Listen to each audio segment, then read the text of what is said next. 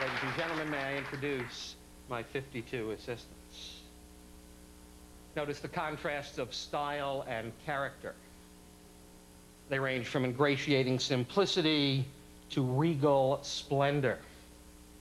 Some are passive and inert, others brazen and belligerent, some suicidal, just like you and me. But card artistry, just like other theatrical forms, music and dance, has its own styles, its own classics, its own genres. I'm going to start my show tonight by doing the same effect in 3 different ways. First, in the flashy American style, you'll all remember from the 1970s.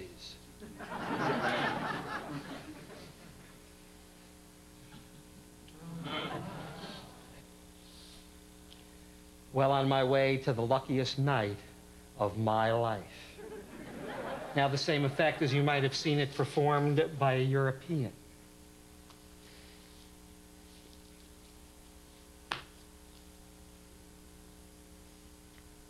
Ooh. An old Meters tune, Just Kissed My Baby, going back for number 2. Think about how much better this might look with a frilly shirt or a bow tie. Think about how much better I might look.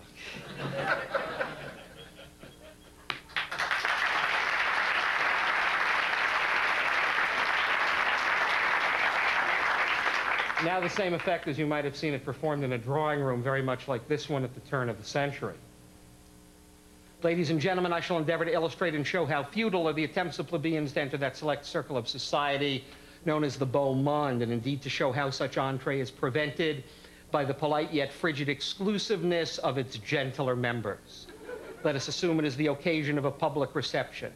Our table the hall, our deck the common herd, and we would fittingly select the 4 queens as representing the feminine portion of the smart set.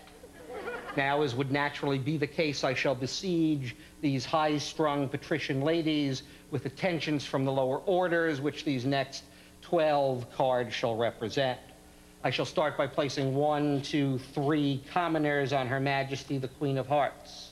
The next 3 outsiders on the Queen of Diamonds.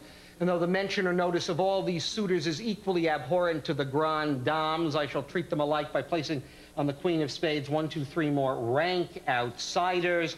Finally, the last 3 who have been closest to the bottom, therefore least crowding and most deserving to proffer their homage on the Queen of Clubs.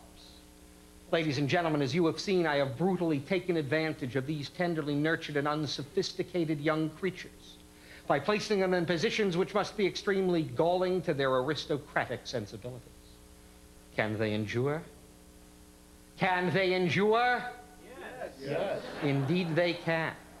Having some knowledge of the marvelous subtlety, resources, and finesse of the sex, I feel confident these women can, with tact and discretion, easily elude their persecutors and form a more congenial coterie amongst themselves. Watch first the Queen of Clubs. Watch her as she turns her back on the suitors and then goes to Windsor for the weekend.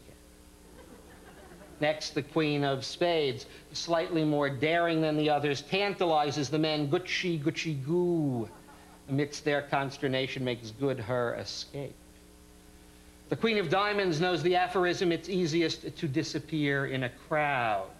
Now you see her, and alas, now you do not. Or, as I suggested only a moment ago, is it possible these women could seek out each other's company? The fatal vanity of the sex could prove me correct. That's 1, that's 2, that's 3, and that's 4.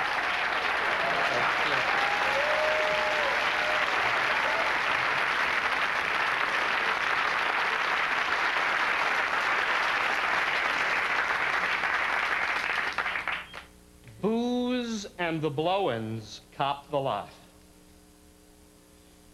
Anybody have any idea what I'm talking about? This is the refrain from a 15th century poem. A poem by Francois Villon. It says, no matter how you earn your money, you're unlikely to keep it, whether you hustle or swindle or con or cheat, because in the end, booze and the blow-ins, wine and women, take it all. Suppose you screeve or go cheap jack or fake the broads or fig a nag or thimble rig or nap a yak or pitch a snide or smash a rag. Suppose you duff or nose and lag or get your straight and land the pot. How do you melt the multi-swag? Booze and the blowins cop the lot. Suppose you try different tack and on the square you flash your flag. At a penny a lining make your whack or with the mummers mump and gag. For nix, the dibs you grab at any graft, no matter what. Your merry goblins soon stravag. Booze and the blowins cop the lot. It's up the spout and Charlie wag with the wipes and tickers and whatnot until the squeezer grabs your scrag. Booze and the blowins cop the lot. This is William Henley's 19th century translation of Villon, rich in the canting language, the criminal slang of its day. It talks about debasers of coin, short change artists, dice mechanics, card hustlers. These people are my friends. I spent most of my formative years learning the techniques of deception. Now, many years later, I can tell you that I believe there are more differences between the cheater and the sleight of hand artist than there are similarities. Take, for example, an evening like this. If I perform badly, I might suffer the disapprobation of the audience or an empty house. If I perform equally poorly at the card table, I could suffer loss of limb or even life. Notwithstanding, I would like to demonstrate art, ruse, and subterfuge at the card table. To do this, I have to be sure there are a number amongst you who are familiar with the basic laws of poker, blackjack, gin rummy. Do we have any serious card players in the house? Well, thanks. It's been fun performing for you. You play some cards on a fairly serious level? Great. Can I induce you to help me for a moment? And I need somebody else as well, a card player. Someone to come up. No harm will come. Fine. If you can get out, you can get in. Would you have a chair? You can drop the joker and leave that at your seat. That would only be confusing. And this gentleman has found the outside aisle, which is also good. Please be my guest. Your first name is? Jeff. Jeff, Ricky. Appreciate you coming up. And you are? Larry. Larry, still Ricky. Still Ricky. So Jeff and Larry have been kind enough to join me for what will be a brief philosophical discussion on the nature of cheating. Jeff, Larry, let me pose a scenario to you gentlemen. If I said to you these cards were marked, they are not. But if I said they were marked, visualize that, and we played with these cards and I subsequently won a lot of money from you, would you be more inclined, Jeff, to call me a hustler, a cheater, or someone taking advantage? Which of those three terms? Cheater. Cheater. And Larry? Cheater. And I would say a cheater. I think we have no problem with agreement on this particular issue. Let's try another scenario. Let's say we're playing pool instead of cards. Let's say I was capable of running 30 or 40 balls every time I addressed the table. You gentlemen could run 3 or 4. We played games to 100 points. We played for a lot of money. Not only did I win, but I won 100 to 96, 100 to 99, 100 to 98. What term do you think would apply there? Hustler. No disagreement from me. You've all seen that movie with Paul Newman, haven't you? The Hustler. It's a classic. I mean, and why is that? Because it's a specific situation. It's a man who's staying in a game longer, playing less well than he can to keep his opponents there longer to win more money. Pool players call it playing under speed.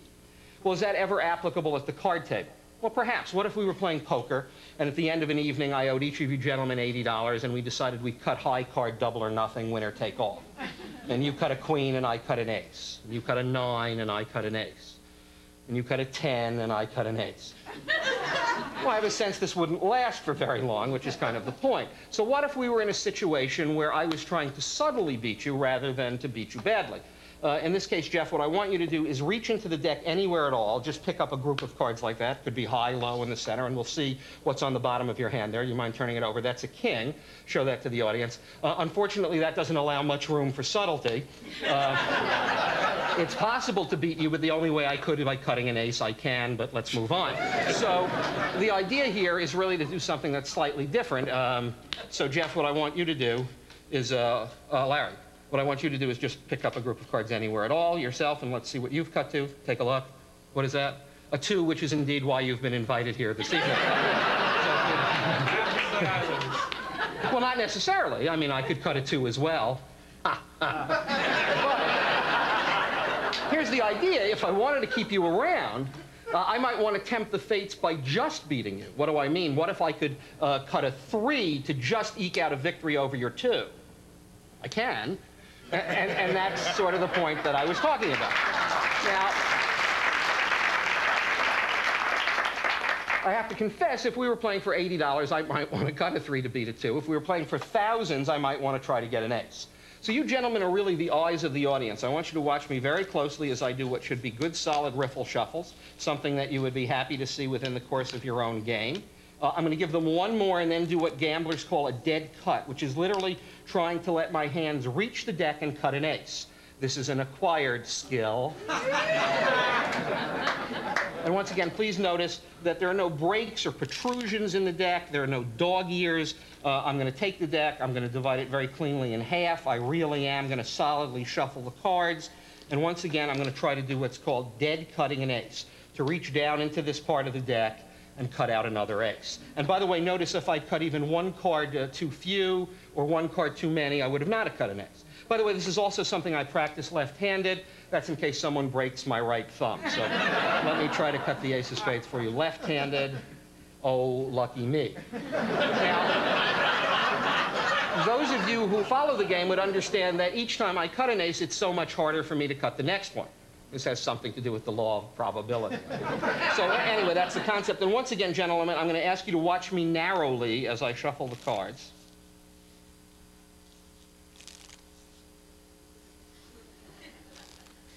And Jeff, I'm going to give the deck some cuts. At any point while I'm cutting, would you say stop? Stop. That's good. Be my guest. Put it on the table.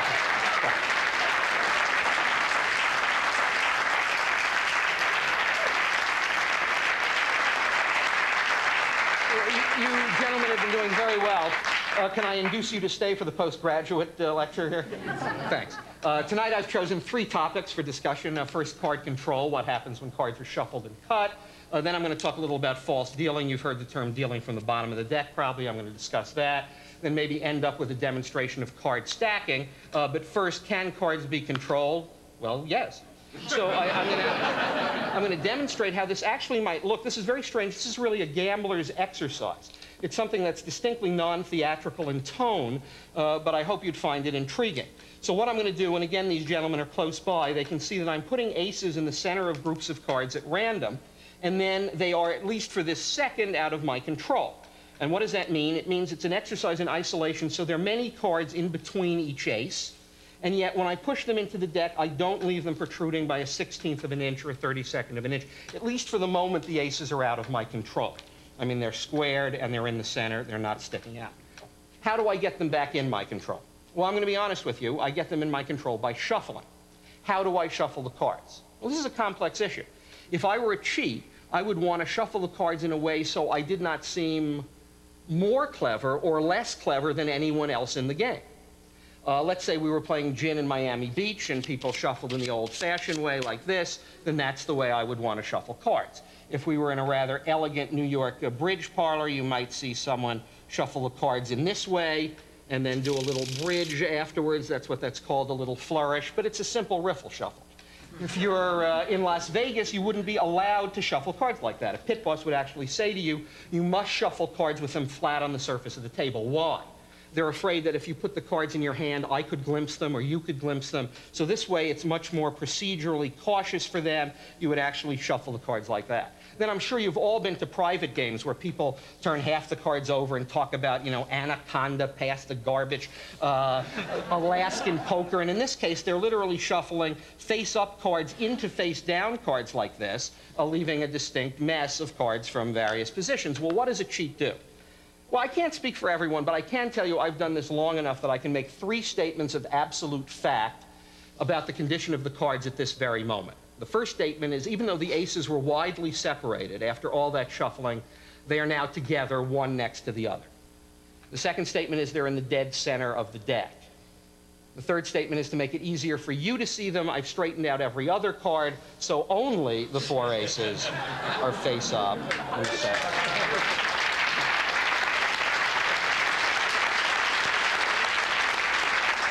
So that's an example of card control, albeit a flamboyant example, but nevertheless. So how do you deal with this in a real situation? Let's say we're in Miami Beach. We give an overhand shuffle. We're now going to play some gin rummy. And now this should look serious and above board. 2 hands of 10-card gin.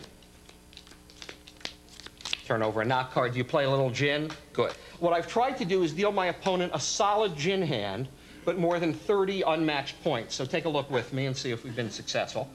And you can see that there's a meld here and a meld here, but 2 kings and a 10 and a 3. That would be 33 unmatched points. I know this is a little technical for some of you. If you don't play gin, by the way, this is gin. That's the 9, 8, 7 of diamonds, 5, 5, 5, 5, and the 8, 7, 6 of the spades. I win. So, let's try some 21. I'm sure you play a little blackjack. Now, remember, if we're going to play 21, you're going to see me shuffling like you would in a Vegas casino. You'd see these strip cuts. I'm going to be like the house, which means I'm going to stand on 17 but hit on 16. You can make any choice you want. I'll even show you what I have. I'll stand. You're going to stand? Okay. You have 18. I have 16, so I have to draw. So I'd be looking for a... well, 5 would make 21. Just like Vegas, huh? So that's 21, sorry. Let's try another one. You could split on 5s, but it's much better to double down if you happen to have a pair of 5s, Larry. So, so that'd be 17 for you. And I won't get 21 every time. I have 8 and 5, or 13 and 6 would be 19, enough to eke out a minor victory. Try one more over here. Oh, I'm sorry, I gave you 3. Yeah, well, some casinos let you double down on a 3-card 11. Oh, I'll double down. Yeah, that's not a bad bet. So let's see, that's 17 again, and I have 10 and 4, 14, so I'd have to draw. Bust. Bust. Oh, grow up. 21. So, I'm trying to do this thing. They always tell you they're sorry in Vegas, too. Now, look, if these cards aren't marked, and I tell you they're not, I mean, I don't know if you're going to believe me, but they're not, how does somebody do this? I think there are 2 things at play here. One is I have a very good memory, and the other is I kind of know what happens when cards are shuffled. Well, what does this mean? It means while we were playing gin, while we were playing 21, I was trying to remember where the aces were and leave them at various portions of the deck where I could find them. That's 2, 31 down. 3, and if I can go left-handed, let's see, that's 4. That's card control.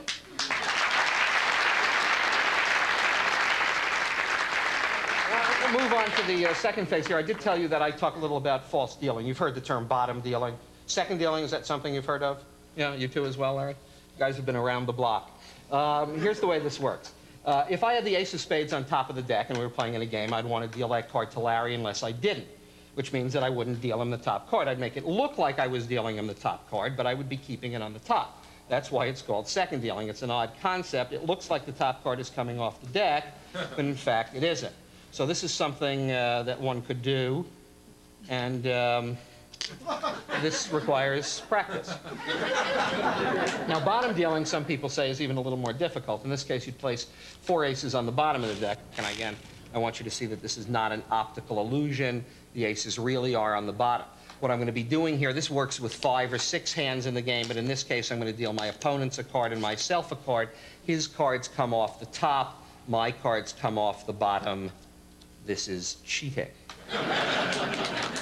Now, the most elaborate form of false dealing is something called center dealing. This was literally unheard of 70 years ago. It's almost never been seen. And well, I'll actually tell you about its origins. In 1933, 2 men who I believe were the greatest card handlers in America, a man named Charlie Miller, who is living in El Paso, Texas, and a man named Di Vernon, a Canadian living then in New York, received a phone call from a mutual friend. And this guy said, there's a fellow out here in Wichita who can deal from the center of the deck.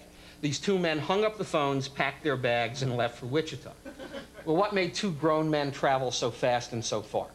I'll try to explain in layman's terms. If I were going to deal 4 aces from the bottom of the deck in any normal game, bridge or gin or canasta or poker, I would ask the person on my right, in this case Jeff, to cut the cards. So if the aces were on the bottom, you would be cutting them into the middle. So before I could deal them from the bottom, I would somehow have to nullify your cut. Now, this is possible. I could do the hop, the pass, the shift, saute, la coupe. But these are difficult maneuvers. And they're especially difficult because everyone's staring at your hands at that important part of the game. If instead I could leave the 4 aces anywhere in the deck and deal them by feel, this would be an enormous advantage. And that's why Charlie Miller and Vernon went to Wichita. And they knew the name of the man they were looking for was Alan Kennedy, but they didn't know where he lived. So they went to gambling joints, pool halls, bowling alleys. They wound up having a very frustrating week. And they were actually unable to find him. They were packing their cars to go home when Vernon noticed a little girl eating an ice cream cone with obvious pleasure. And she tripped and it fell to the ground. And being a gallant soul, he gave her a nickel and she came back with another cone, smiling. And he said, "Little girl, you know a man named Alan Kennedy?" And the girl said, "Sure, mister, he lives up the road a block and a half." And that's how they found Kennedy and saw the center deal. And Vernon loved to tell the story when he was in his 80s. He'd always kind of lean back and say, "Yes, and the little child shall lead them." So with that thought in mind, a demonstration of the deal. You can see what I'm doing may look odd in one sense because I'm putting the aces in the deck face up. Why am I doing that? Because it's a demonstration. If we were in a real poker game, obviously the aces would be face down, but this is a case where I want you to see me cheating. And what I'm going to do is give a little shuffle and then try to sense where those aces are as I deal them. There shouldn't be any directly near the top or near the bottom. Let's say we're playing four-handed. We'll make it five, a little more theatrical. I would be dealing out 5 hands, and I'd be trying to get the ace in my hand. Now, you could see there was no ace on the top. So in that split second, I choose not to take the top card and somehow dig below the deck to where I feel an ace. You see if I can do that one more time, and one more. And if I can, that would be false dealing.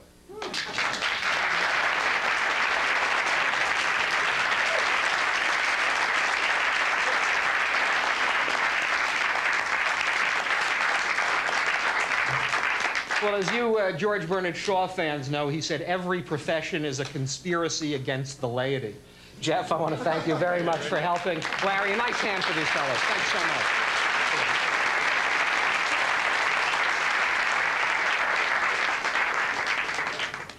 I should point out that it's actually very difficult to come up under the hot lights and make rational card-playing decisions. I thank you both very much indeed. In the course of that demonstration, I mentioned 2 people who had a profound influence on my life. Charlie Miller and Di Vernon. They both died just a couple of years ago. Charlie was 80, Vernon was 98. The reason that I moved to Los Angeles more than 20 years ago was to spend what I thought would be a few years with these men, and it turned out to be 2 decades. And not only did I have the great pleasure of watching them perform, they also would regale me with stories of the sleight of hand artists that they saw when they were younger. And I think the name that was mentioned more than any other was the name of Max Mellini. Mellini was born in Austria-Hungary in 1873. He immigrated to the United States, to New York, as a small boy and began to make his living. He showed great promise with sleight of hand by busking in the most notorious bars along the Bowery, literally passing a hat for nickels and dimes. And he got so good at this that he was ready to branch out. And in 1902, he went to Washington, D.C. He had no advanced bookings, but as luck would have it, the first day he was in the Capitol, he noticed Mark Hanna on the steps of Congress, very prominent senator of the day. There was much less security than there is now, and he literally ran up to Mark Hanna and suddenly swooped down and bit a button off his suit coat. And before people could grab him and take him away, he made one of those magical passes, and when the senator looked down, the button was now sewn back perfectly in place. So instead of being arrested as a lunatic, he received a lucrative engagement, and his career was made. But since this show is devoted to playing cards, I'm going to show you a concept that Mellini invented around the turn of the century. And the idea here was that more than one person would take a card during the course of an effect. So I'm actually going to step into the audience. You don't have to join me on stage. And I'm going to ask a number of people to take cards. If for some reason you don't want to help, that's fine. If you do, that would be great. I'll ask the woman on the end. You don't have to get up, but if you just say stop at some point when I put these in front of you, and if you'd actually look at that card and try to remember it. I'm going to ask the gentleman next to you to remember it as well. Otherwise, I'd have an effect with no plot. So you will remember that card. And as a gentleman with a mustache, would you also say stop for me? Stop. Okay, and that's one for you. Good. And, well, you've done yeoman's work already, Larry. The woman sitting next to you, if you don't mind, would you say stop? Stop. Good. That's one for you. And if you'd help try to remember that. And perhaps this gentleman with the tie. Thank you. Stop. Good. One for you. And the gentleman on the aisle. Stop. This one or the next one? The next one. The next one, that's fine. So I've had a number of cards selected. I was just thinking that also a pleasure living in Southern California is I've gotten to know Ozzie Mellini. This is Max Mellini's son, who's now a retired businessman. And a while ago, he told me a story about his father that I'll share with you. It seems that many years ago, Mellini was asked to perform for Governor Brown of the Philippines.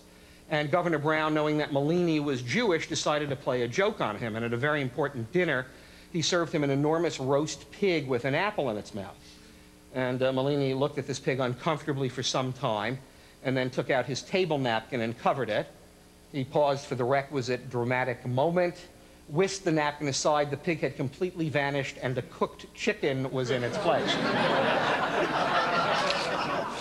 Fortunately for me, this show is devoted to playing cards, so I'm not obligated to conjure with poultry.